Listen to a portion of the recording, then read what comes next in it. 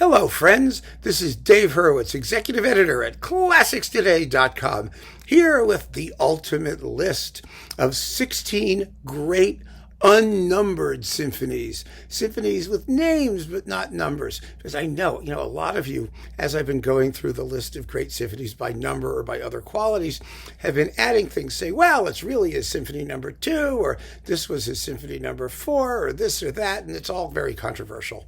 And I didn't want to go there. For me, it was just much, much easier to make a separate list of great unnumbered symphonies. And there are some very great unnumbered symphonies, without a doubt.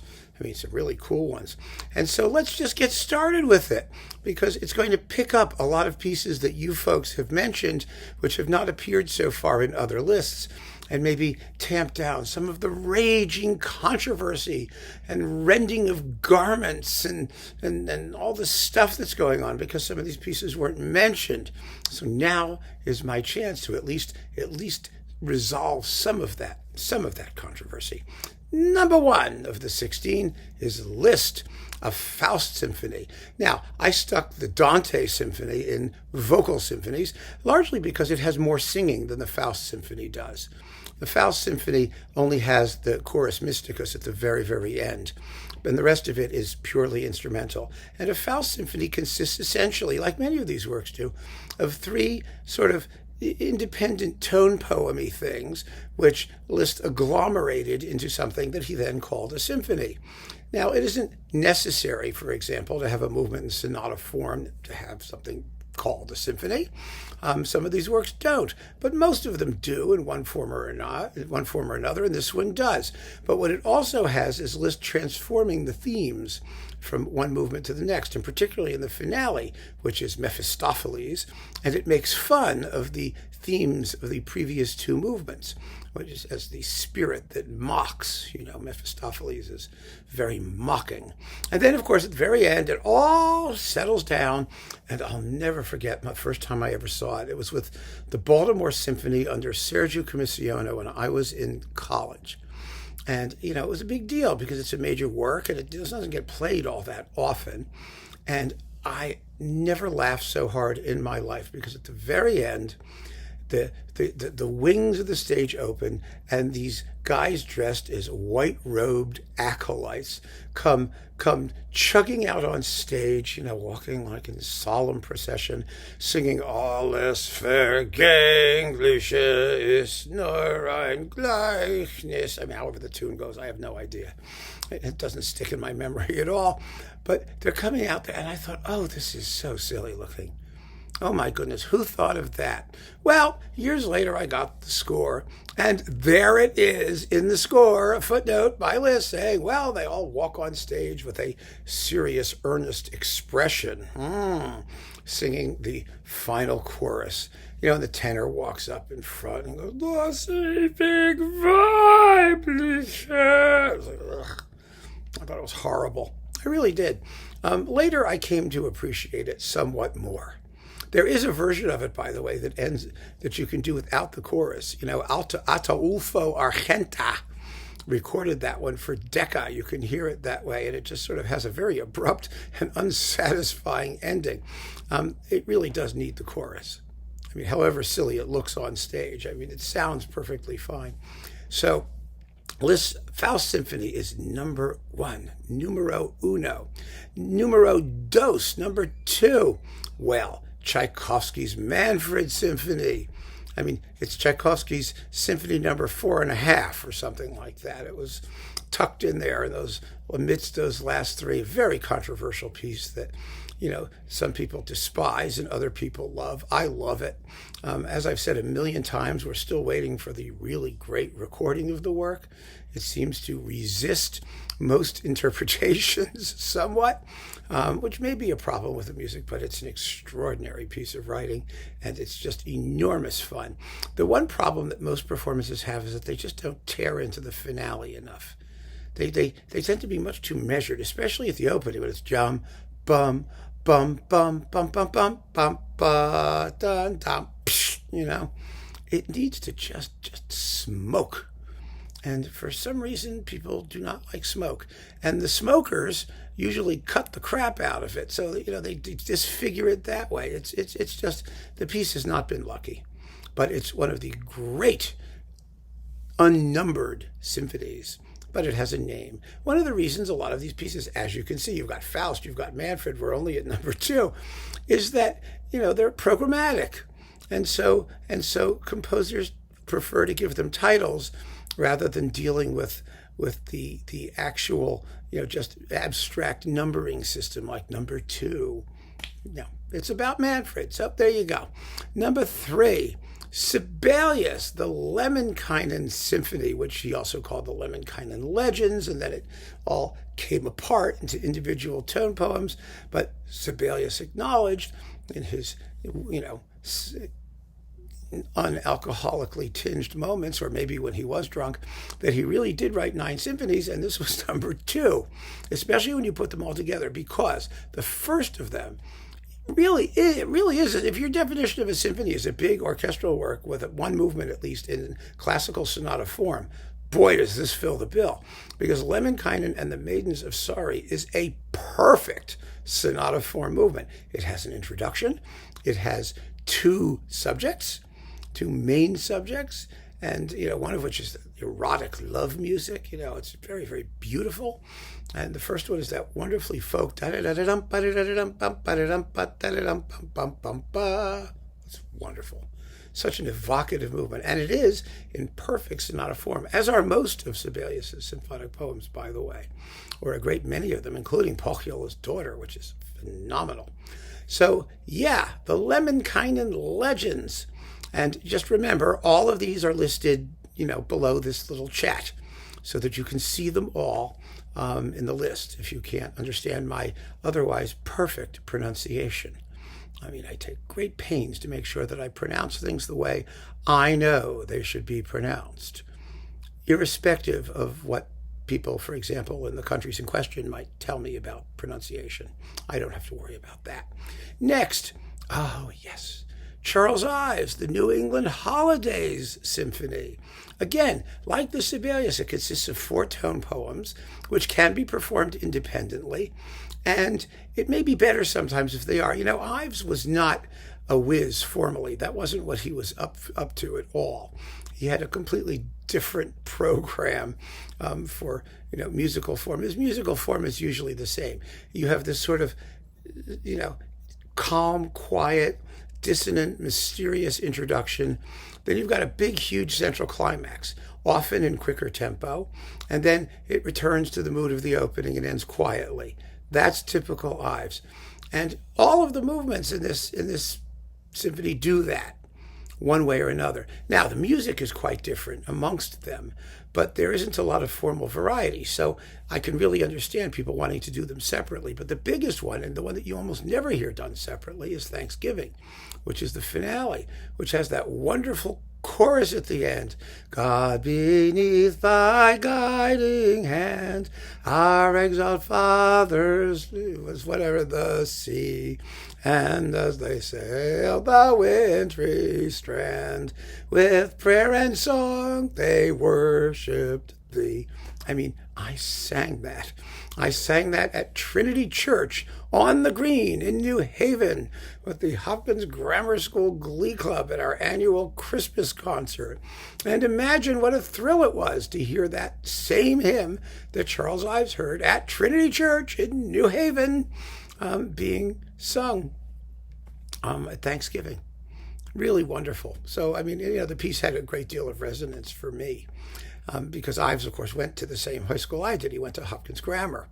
At the time, it was a preparatory school for Yale. And Ives attended, and oh gosh, it was such a wonderful thing to be able to experience that as a kid. But the Holiday Symphony is definitely one of the major unnumbered symphonies. Next, well, I've talked about this piece half a dozen times already, but I never cease to love it and plug it when I can, and that's Goldmark's Rustic Wedding Symphony. Obviously, it doesn't get a number. It's got 5 movements. It's more suite-like. It begins with a theme and variations, but gosh, it's beautiful. It's just so beautiful. It's as charming a work as Dvorak never wrote. It really is, and it deserves It deserves full honors as a symphonic composition. It really does. It's just gorgeous. So, I mean, I don't want to talk about it again because I've done it so many times, but it's a masterpiece. It really, really is. And you've all agreed with me anyway, so I'm preaching to the converted. Next, Berlioz, Harold in Italy. Now, I included the Symphonie Fantastique in Great First Symphonies only because it was such an earthquake in the history of musical aesthetics, and it was Berlioz's first symphony, but he didn't number any of his symphonies. I could have put Romeo and Juliet in the vocal symphonies. I didn't. Some of you yelled at me. What can I tell you? The reason I didn't, by the way, is because although the complete Romeo and Juliet the piece is just as often performed in orchestral excerpts. And so, I just felt that, you can sort of take it or leave it either way.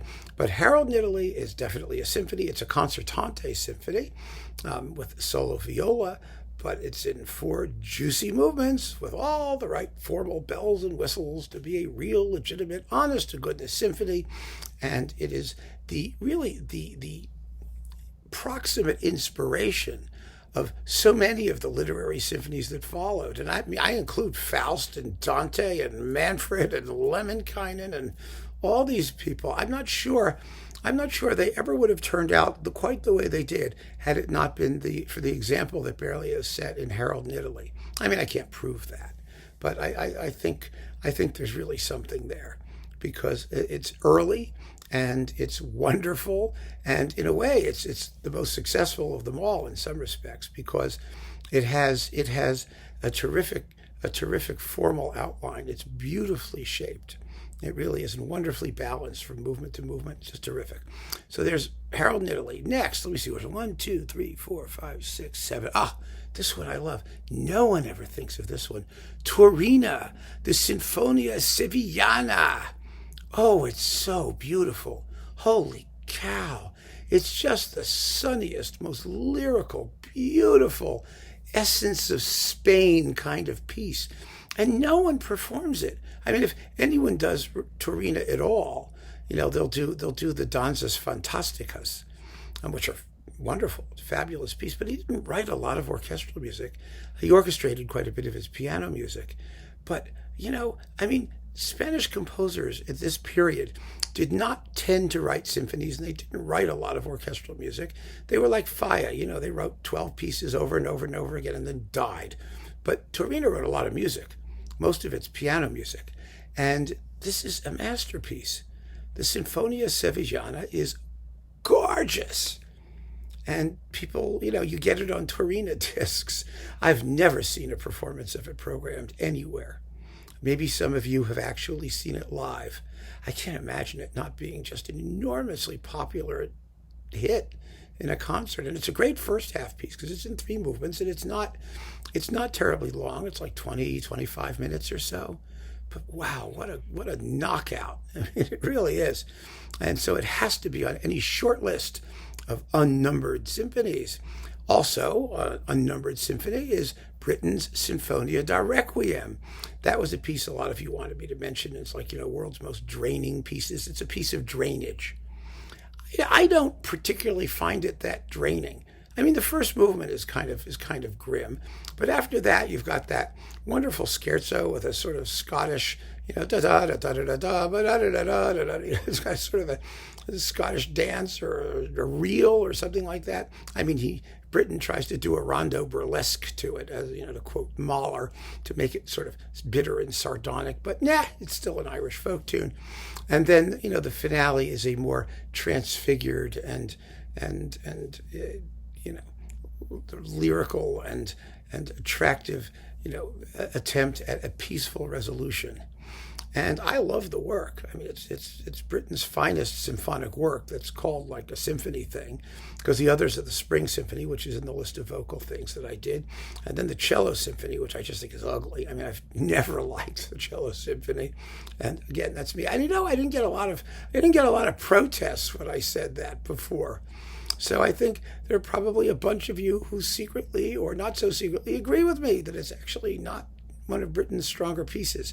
But the Sinfonia da Requiem is marvelous, and that definitely belongs in the list of unnumbered symphonies. What do we have next? Oh, wow. got some really great stuff here. Boy, I look at this list and I go, ooh, some fabulous music. Jan Leifs, the Saga Symphony. It's on bis. It's only been recorded once. It uses ancient Viking lure, these brass instruments. No one quite knows what they sounded like. You just sort of blast them and hope for the best. But it's a big, heavy-duty Icelandic folk music influenced piece of orchestral mayhem. It's absolutely phenomenal. It's as primal as it gets. Oh my goodness, it's exciting. And that recording, that bis recording, I mean, watch out for your speakers, because, Leifs very enthusiastically embraced some of Mahler's more outrageous percussive inventions, like the sledgehammer, and several of them are in there, and a lot of other stuff. It's very, very cool, and totally unique, and a masterpiece of its type. And it's the only thing that Leifs wrote that he called a symphony. And boy, is it fun. Oh, it's so much fun. So there's the Leifs Saga Symphony. And after that, well, here's another one. It's sort of definitely inspired by Berlioz's Harold in Italy. Nobody plays this anymore. I did. I insisted that my community orchestra do it. And oh, it's beautiful. Dandy, the Symphony on a French Mountain Air, also known as Symphonie Sévenol or Sénéval or something like that in French. No one calls it that.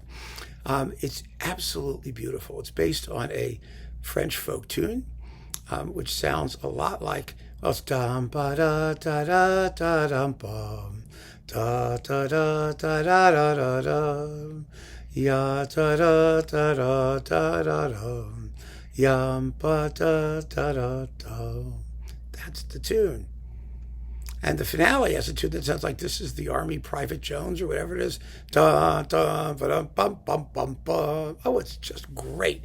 It's full of fabulous tunes. It has a very difficult solo piano part. It's really a concerto/symphony.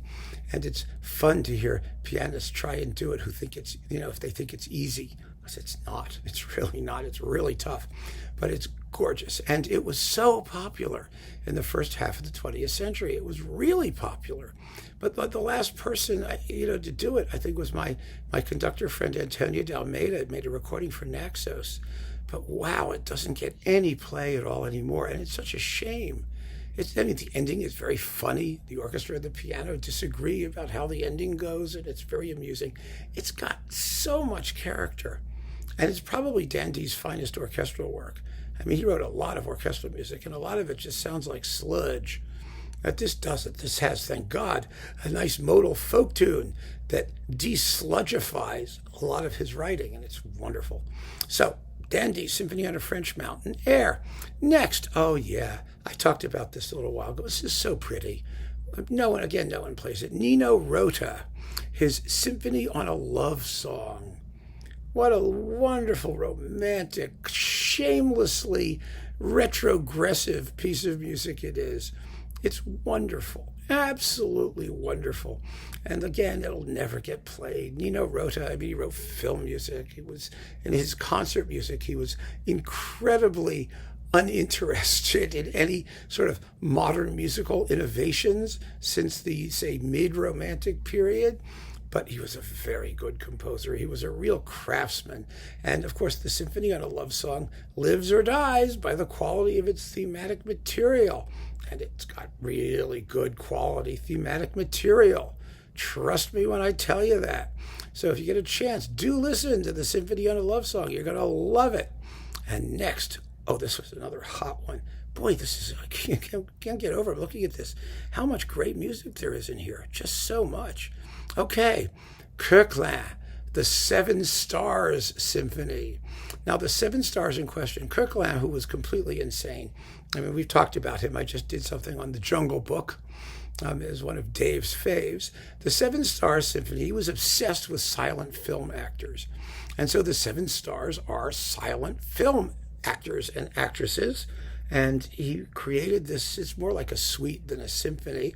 And it's got Douglas Fairbanks and, all those famous silent film people. You know who they are better than I do. I'm not a movie buff. But boy, he sure was. And so he wrote this symphony, each one of which represents a Hollywood legend. And one of them has an Old Martineau. Ooh, it's really fun. It's tremendously fun. And a new recording just came out. It's on Capriccio, and I'm going to be listening to it and talking to you about it in more detail with probably some sound samples and whatnot, so you'll get a sense of it. But it's definitely worth hearing. It's only been recorded, I think, 3 times now. 2 or 3 times, because Koechlin's music is so outre. It's just out there. But great piece. Absolutely enormously fun. And then Stravinsky. Okay, some of you wanted me to do the Symphony of Psalms and the vocal thing, and I didn't. Sorry. But I chose the Symphony in 3 movements. I could have picked the Symphony in C. Either one of them, his 2 mature symphonies. Neither of them are numbered. They are just called what they are, abstractly, because Stravinsky was not one to insist on a program.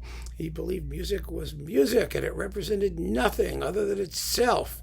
And the Symphony in 3 movements I chose over the Symphony in C simply because, it has a bass drum. I mean, what can I tell you? I had to think of some reason.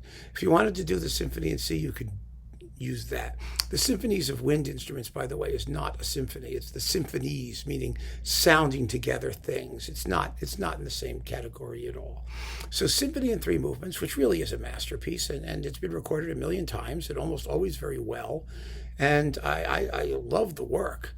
It's just fantastic, brilliant and enjoyable and fun to listen to, and full of character. And it has that wonderful concertante central movement with the harp and the piano doing their things. It's lovely, absolutely lovely, a wonderful piece. So we did Stravinsky, and because we did Stravinsky, we have to do Hindemith. Now we get his symphony Mathis der Mahler.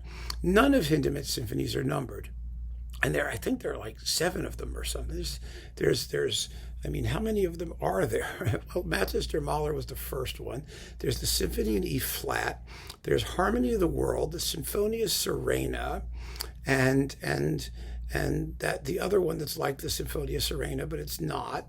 And then there's the Band Symphony, and there's the Pittsburgh Symphony, and what was that other one?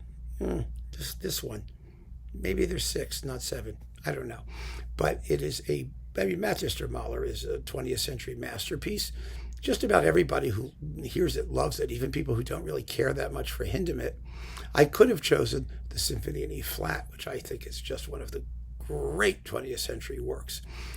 In the medium, I have done a separate video about the Symphony in E flat. It's a great piece. Oh, such a great piece. But let's start with Mathis der Mahler, and we'll spend some more time with Hindemith soon. I really think, he's out of fashion right now. And I think that's a terrible thing, because he was a real craftsman and a genius composer in many, many ways. And he wrote lots and lots of really rewarding music, and we only listened to the tiniest fraction of it. So the Mathis der Mahler Symphony has to be in there. And we've got, only 2 more.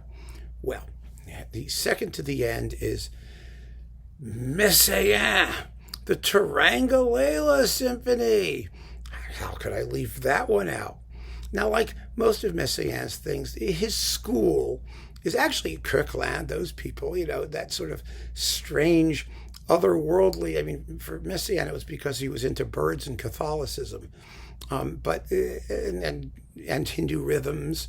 It's an odd concatenation of different influences and elements that he synthesizes into a very, very personal language. But formally speaking, the Turangalila Symphony has 10 movements. It's a suite type piece along the lines of the organ symphonies of, Widor or Vierne or those people who wrote these larger multi-movement pieces. They called them symphonies, but they were actually, suites of character pieces. And that's what the Turangalila basically is. But wow, what a characteristic piece. What an extraordinary piece of music. It's still Messiaen's most popular piece, and it gets performed surprisingly frequently. When you consider how complicated the thing is to do, you need a great piano soloist. You need a great piano soloist, that is. You need a great Old Martineauist. You have to find an onde martineau, which is, it's an electronic instrument like a theremin that, you play a note and then you do a thing with a slider and it goes wee like that. It's really a bizarre instrument. And Messiaen's sister-in-law was the onde martineau professor at the Paris Conservatoire. That was Jean Loriod, and the sister of his wife, Yvonne Loriod, the pianist. And so they could travel around doing this thing. And then you need a fabulous glockenspiel player, believe it or not, because the piece requires a keyboard glockenspiel. And the part is every bit as difficult as the piano part on a glockenspiel. It has a smaller range, but it's clank, clank, clank, clank, clank, clank, clank, clank, like that. It's very, very complicated. And then, of course, you need a terrific mallet player out front. You need a vibraphonist. And then you've got the whole rest of the orchestra. So, and it's a huge orchestra. So it's really an unbelievably logistically complicated piece to do, but people do it. And they do it frequently, and because it's just so compelling. It's such a special 20th century work. It's unlike anything else anybody wrote, and it's glorious. However, we have to wrap this sucker up, and I'm going to wrap it up with a piece of music that I promised I would mention, or I didn't mention yet, and I got so much agita from you people because I didn't mention it. Mahler, Das Lied von der Erde. Yes, now Mahler called it a symphony. He did. The first movement is in absolutely beautiful sonata form, that first song, if you want to look at it that way. But Das Lied von der Erde is, Bernstein considered it to be Mahler's greatest work. Many people do. It's a completely unique and original amalgam of song cycle and symphonic construction, a flaming, screaming, hysterical masterpiece in the history of 20th century music. It made all the more amazing by the fact that Mahler never heard it, which I just think is incredible, because the orchestration is so unbelievably wonderful. And when you consider that he just sat there and wrote it and never had a chance to revise it, never had a chance, there was some sort of white hot inspirational thing was going on behind that. I am very curious to see. I ordered a copy already from I think it was Breitkopf, because they just came out with a new critical edition, and I want to see how it differs from the one we're used to, because I think I've mentioned this. I actually did a little research about this. The manuscript is in the Pierpont Morgan Library in Manhattan, and it's available in microfilm. Anybody can go and look at it. And I noticed that the percussion parts of beauty are not correct. They are not what Mahler wrote. And I told Henri Louis de Lagrange and his assistant, Sybil Werner, and she mentioned this fact in one of the appendices to one of his Mahler biographies. And I've actually got quite a few conductors who are interested in performing the original version of that eruption when the horses come pounding, through the garden where the women are sitting plucking lotus blossoms. So I'm very curious to see what this particular critical edition comes up with. It's an interesting topic. But beyond that silly little detail, actually, Das Lied von der Erde is just one of the most, you could put it in the most emotionally draining. You could put it down as in the vocal symphony thing, which I left it out because I wanted it to be here. It is an unnumbered symphony, and deliberately unnumbered by Mahler. And that's why I thought it belonged here, because that's really, it was part of Mahler's, a game to avoid fate by writing a ninth and not calling it a ninth. And he, didn't quite work, but we got Das Lied von der Erde, so who's complaining? And that, my friends, is the list of 16 unbelievably amazing, unnumbered symphonies. They are masterpieces all. They really are. It's just quite a list. If I do say so myself. Wow, what great music. So keep on listening, friends. Thanks so much for joining me. Take care.